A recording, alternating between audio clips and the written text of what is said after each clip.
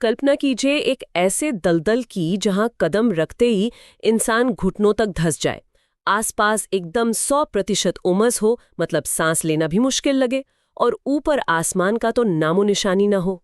हाँ, क्योंकि पेड़ों की छतरी इतनी घनी है कि उसने सूरज की रोशनी को पूरी तरह से निगल लिया है।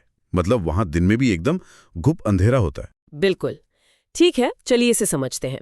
आज हम पनामा के डारियन नेशनल पार्क के दस्तावेजों की गहराई में जा रहे हैं, और इस गहन विश्लेषण का हमारा मिशन ये समझना है कि कैसे एक छोटे से देश का ये हिस्सा आज की इस आधुनिक दुनिया के लिए भी एक बहुत ही खतरनाक और अभेद्य किला बना हुआ है।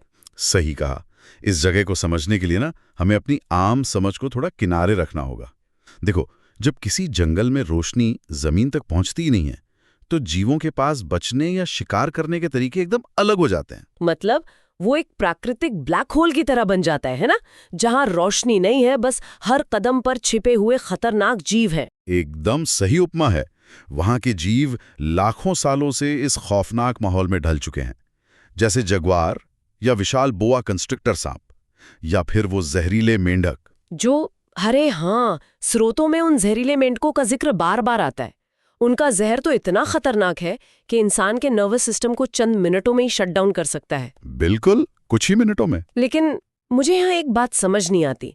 मतलब अगर उस जंगल में इतना अंधेरा है तो जहर को इतना तीव्र क्यों होना पड़ा? सिर्फ छिप जाना या छलावरण काफी क्यों नहीं था? ये एक बहुत ही अहम सवाल है।